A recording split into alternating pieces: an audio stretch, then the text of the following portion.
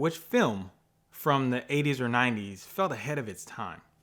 Do the Right Thing in 89, Hollywood Shuffle in 87, School Days in 88, The Color Purple in 85, Eve's Bayou in 97, The Wood in 99, Menace in 93, or Love Jones in 97? I can't comment on Love Jones because, again, I don't care what y'all say. I still have not made it through the whole movie. You don't tell me what to do. Good morning. And good morning. We're doing this again. Back at it again. Q&A Sunday. We are so happy to see you all again. Thank you all for continuing to join us on Sundays. We appreciate you. We do. And if you missed any of our Q&A Sundays, everything is on YouTube. We have a playlist with all of the individual questions so that you can weigh in. So we're going to go ahead and get started because we're going to fight. We're going to fight. Why we always got to fight? We got to fight. Can't we all just get along? No, we cannot. So we're still talking about movies. Did I say that? No. Okay, we're still talking about movies. Movies.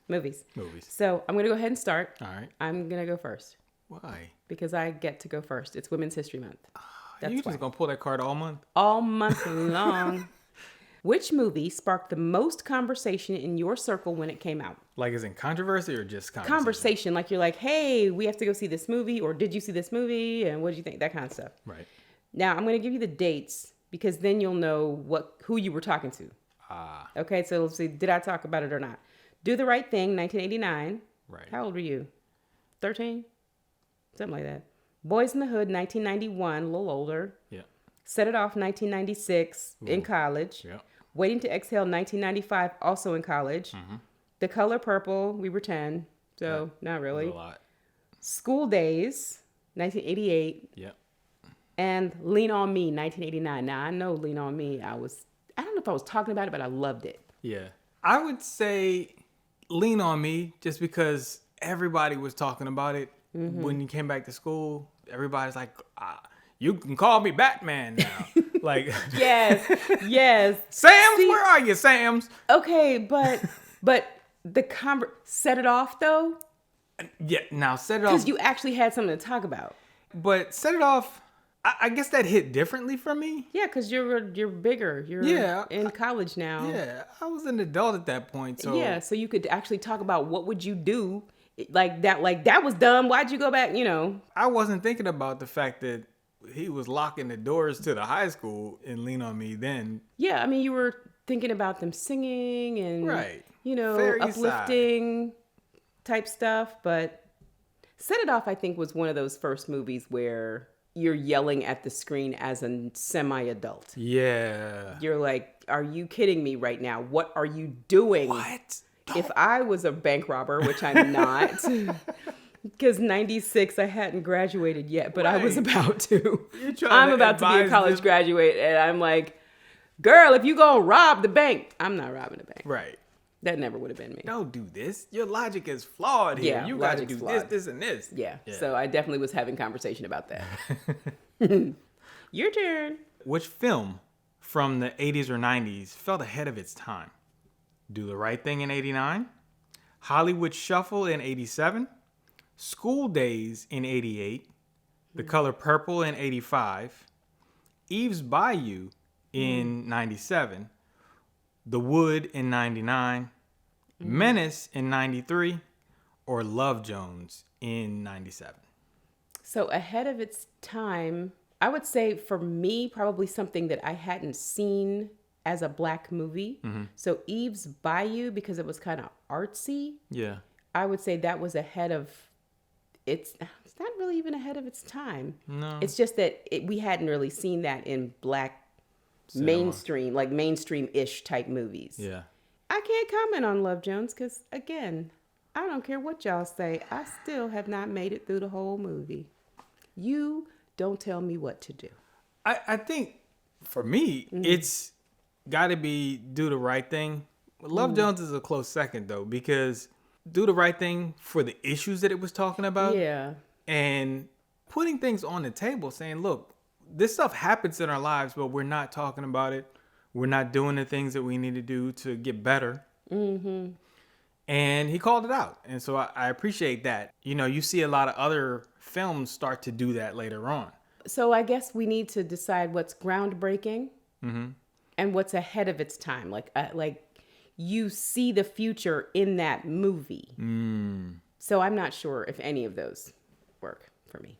Yeah. As ahead of its time. I don't see any of those. Yeah, if anything, somebody, like, I would say, like, Was Hollywood Shuffle on there? Hollywood Shuffle, yes. 87. Maybe that one, because it was that was one of the first kind of parody type things that led to I'm Gonna Get You Sucker. And Was that the one with Winky Dinky Dogs? I don't remember. You're selling hoe cakes. We gotta put it on the list of things we have to go back and watch. Okay, my turn. All right. All right. So we're gonna fight. You ready? I'm ready. Do I need a stretch? Probably. What was the funniest black film of the 80s and 90s? Harlem Nights. I'm Gonna Get You Sucker. Hollywood Shuffle. Coming to America. Friday. House Party. Nutty Professor. Ooh. Yeah. That last one. I had my mind made up before you threw that last one. That last one, because Buddy Love. That was funny. Yeah. I mean, and the whole, listen, okay, you get to answer because I asked the question. But I know why. Go ahead. Oh, wow. Friday is a classic. Yes. Harlem Nights. Funniest. Yeah. And I would have to go with the number of lull moments in these movies is probably going to be the deciding factor. Yes, too many. There's That's too many. tough. That's a There's tough too one. many. There's too many. I'll go with Friday. Okay. No. I'm a good answer. I'm going with Nutty Professor. Yeah. And it's because of the table scene. The grandma? Where he played all those different people. Yeah. I'm going with Nutty Professor because of the table. The table alone. I'll change my answer. That I actually will agree with you. Don't was that on tape? Me agreeing with you, was that on tape? I'm pretty sure, yes. Yes, and that will not be edited out. We have to edit that. We cannot edit that out. Your turn. Do you have anything else? Yes. Oh, okay. All right. So, if you could remake any one of these films with a modern cast, which one would it be? Okay. Last Dragon from 85. Harlem Nights from 89. School Days from 88. Lean on Me from 89. Set It Off from 96. The Last Dragon from 85.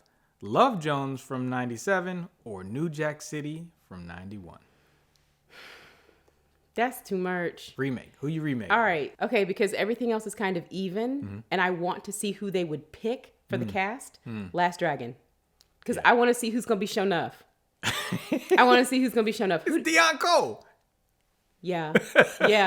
Deion Cole is showing up. And who's the other little fella? Who's that going to be? Bruce Leroy. I mean, it could have been Chris Brown if he didn't have his issues and wasn't like old now. What's the little fella from... You said little fella. Okay, I shouldn't say little fella. He's probably a grown man. He's a grown Who man. that little fella? Yeah, from How to Get Away with Murder. He played Kristoff. Oh, yes. Is he old now, though? Because How to Get Away with Murder but he has a young was like... face. Well, he did. I don't know if he's still Yeah, I don't know what he looks like now. Yeah. And he both got that long neck. Right. They both got that neck. Right. And that little sort of afro, but not really. Right. All right. That's the one. All right. Do I have any more? Yeah, one more, right? No. That might be it for me. Ooh.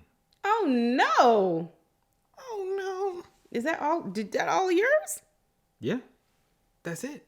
We out. We can't be out. Are we? Funniest conversation. That's it. Yeah. You want to add one? I do not want to add one. I think we're done. I think we're done. And I hope you all have a fantastic Sunday. We will see you soon. It may be before Sunday. Right. It could be. I don't know. But I hope y'all enjoy spending your Sundays with us. Yes. We enjoy spending your Yes, we enjoy spending our Sundays with you as well. So make sure that you are on Instagram, where they'll be up for Sunday. So they're up on Sunday on Instagram and Facebook stories, so you can kind of answer in real time. Right. And if you miss it, which is quite possible, you might have other things to do on Sundays other than spend your time with us, which Wait. sounds ridiculous. Why? Exactly. I don't know why you would want to do such a thing.